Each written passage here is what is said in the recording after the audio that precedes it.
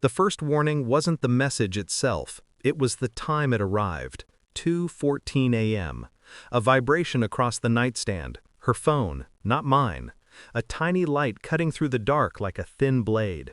I wasn't meant to see it, I wasn't even meant to be awake, but I felt her shift beside me, too sharply, too guilty, before she whispered, "Give me a second," and slid out of bed like someone escaping, not someone stepping away. The bathroom door clicked, the fan turned on. My world narrowed to that sliver of light and the shape it cast on the wall. I didn't move, didn't breathe too loudly. I just listened. The way you listen when you already know you're about to lose something. Her voice was low, urgent, not the voice she used with me. Then the softest laugh, a private one, a laugh I hadn't heard in months. Something in my chest turned to ice, cold, heavy, certain. I didn't need words, the tone was enough. When she came back, she pretended nothing happened, slipped under the blanket, curled away from me. Sleep didn't come to me after that. Only the stillness, only the questions, only the realization that something was already broken, and I had just felt the crack run all the way through. It started unraveling in small details. The way she guarded her phone like it contained state secrets instead of grocery lists. The sudden work obligations that conveniently aligned with her friend Mara's vague Instagram posts from places my wife had never mentioned visiting. The new clothes, the subtle ones, chosen with care, not for comfort, but for impression. But the worst was the shift in her tone toward me. She began speaking like a woman preparing an exit, short, clipped comments, backhanded remarks, a strange light in her eyes, something like impatience combined with condescension. As if she had already rewritten me in her mind into someone small, someone easy to discard.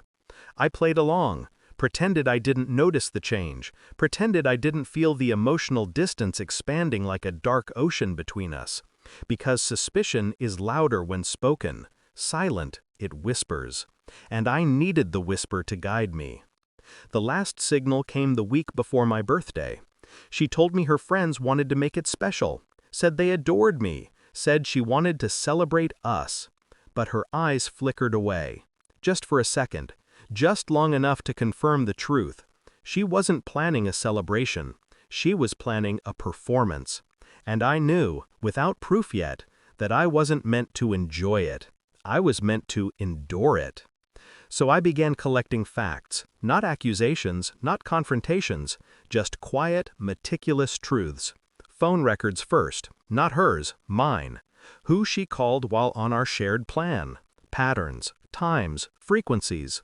Then her social media metadata, locations that didn't match her stories.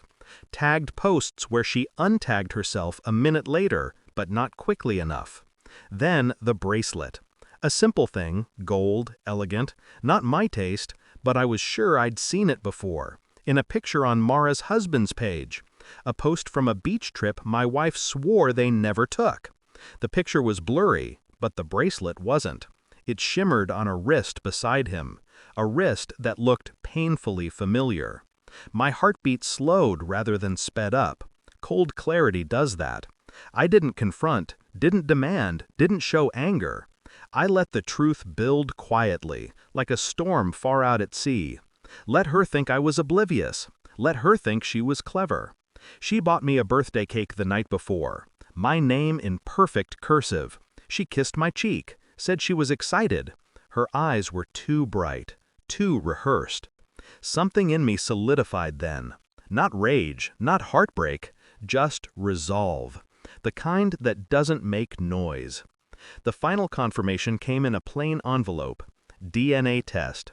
Not for a child, there was none, but for a sweater she had left in the car, faint traces I'd collected from the collar. 2 profiles, one male, not me. I read the report 3 times, not because I doubted it, but because calm deserves precision. Then I went still.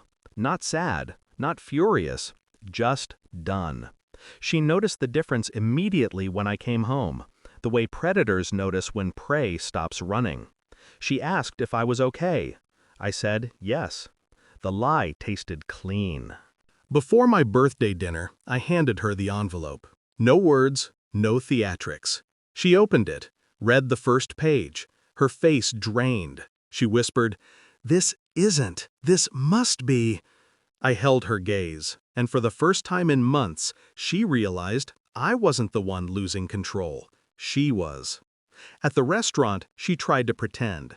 Her friends, her loud, intrusive circle, sat around the long table decorated for me. Fake smiles, forced enthusiasm. She stood, tapped her glass, and announced, "New rules for him starting today." Laughter, applause, a small ceremony of humiliation she assumed I'd endure quietly. She didn't know what I'd brought. When the clapping died, I stood, calm, center of gravity restored. "My turn," I said. The women watched me, waiting. I placed the envelope in the center of the table. "I'm ending the marriage," I said. Simple, steady.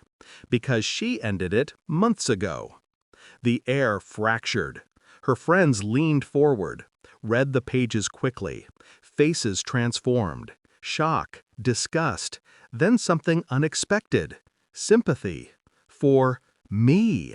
One by one, they apologized. Not to her, to me. She collapsed into her seat, small and silent. It wasn't the evidence that destroyed her. It was the reversal. The spotlight she used to belittle me was now exposing her, and I didn't have to raise my voice. I left before dessert, walked out into the night air, cool and indifferent. No one followed me, not even her. My heart didn't ache. That part had died weeks ago, somewhere between a whispered midnight laugh and a strand of hair on someone else's sweater. What remained was clarity, a clean, cold line between who I had been and who I was now. When I reached my car, I didn't look back. Why would I? The only thing behind me was a woman finally facing the truth, and a version of myself I no longer needed to be. I closed the door, started the engine, and let the stillness settle. Some endings burn. Mine froze, and the cold felt honest.